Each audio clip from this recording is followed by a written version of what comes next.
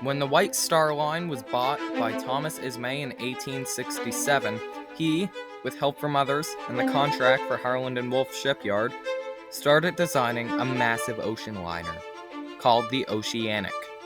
Oceanic would end up being joined by 5 sister ships: Atlantic, Baltic, Republic, Adriatic, and Celtic. In 1873, Atlantic had an awful fate. She grounded on the rocky coast of Halifax, Nova Scotia, and sank with hundreds lost. Now, about 2 weeks before the disaster, the Atlantic was preparing to leave from Liverpool. A ship came up alongside her, tendering her. Now, for those of you who don't know what that means, I'll give you a general explanation. A tender, no, not that kind of tender, yes, that kind of tender, is another smaller boat or ship that service larger ones, generally by either transporting passengers or cargo, or both from shore to ship. This ship that came up alongside the Atlantic was called the Traffic. She was very small, 155 tons, one of, if not the smallest of any ship the White Star Line ever owned or chartered in its entire 105-year history. Traffic was a baggage tender and launched on the 22nd of September, 1872. She came into service in early 1873 and tendered the larger White Star liners, namely the Oceanic class, which we just mentioned. On the 20th of March, 1873, she loaded 16 tons of coal to the SS Atlantic for her final voyage. Traffic has quite an eventful history. Really, we only started knowing much about it very recently. For most of the past, it was believed that there were no images of it, when in reality there are. Not very many, but there are some. I mean, this is the only image I can find of it, but I mean, still, if any of you can find it, tell me in the comments. And by the way, Traffic isn't even in the foreground in this picture. It's this ship that's the Traffic. Apparently the ship in the foreground is the Magnetic, another White Star tender that's approximately 20 years younger than the Traffic, so we won't go through its history today. On the 10th of January, 1873, the Traffic was tendering the RMS Germanic. After she was finished, however, she was rammed by another steamer called the Maggie Ann. Now, with this collision, history is a little bit unclear on how exactly everything happened, but I'll try my best to piece together what might have happened. After tendering the Germanic, Traffic was rammed by the Maggie Ann and started rapidly taking on water. So, in an attempt to save her, her crew beached her. They refloated her in the end and put her back to service quickly after rapid repairs were done. On the 14th of April, 1881, most likely a cold day, Traffic was once again tendering the Germanic. A porter was attempting to board the larger liner. However, whilst doing this, he fell overboard. Despite any possible attempts, the porter drowned.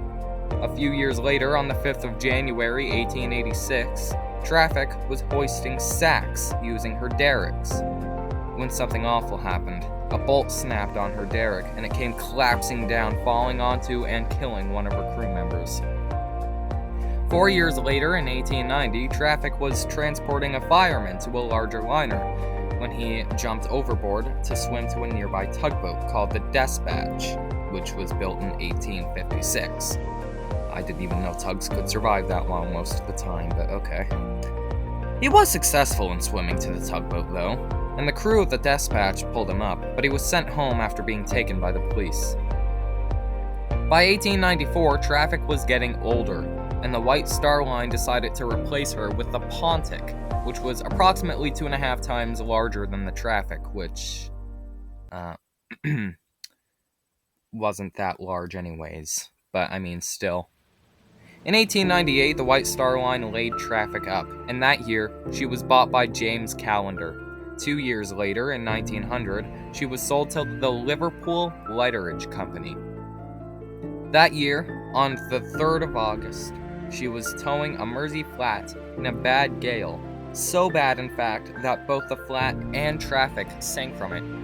She was refloated, though, and put back to service, but I kid you not, 3 days after this happened, Traffic was sunk again from being rammed by the SS Livorness of 1871. Yes, she was refloated again and put back to service. Again. Traffic survived to World War I, outlasting all of the 6 ships that she was originally supposed to tender. By 1915, Traffic was caught by the propeller of the SS Kerman outside the Brunswick dock and sank again, but was refloated. You wouldn't have guessed that, would you?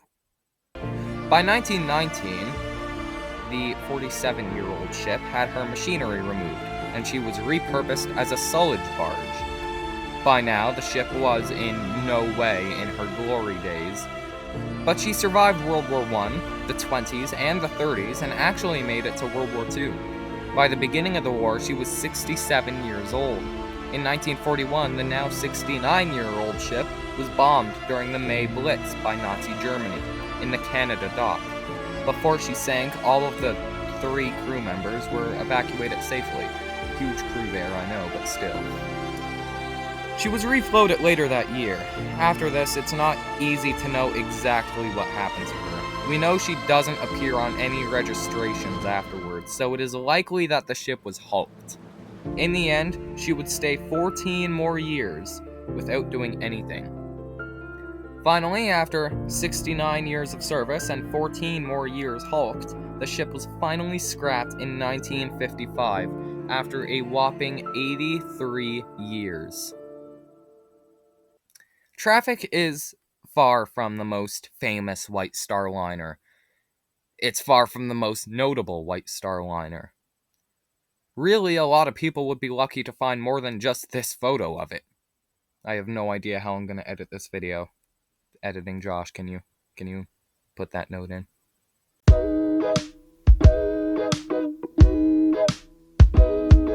Anyways, the ship, in my opinion, is quite unique. I mean, it was built at the beginning of its company's life, sort of, and proceeded to outlive it. The White Star Line was fully bought out on December 31st, 1949, and the Traffic was scrapped more than 5 years later. The Germanic, the ship that it tendered in its first few incidents, also outlived the White Star Line by little less than a year. The ship that very, very indirectly caused its first incidents died almost with it.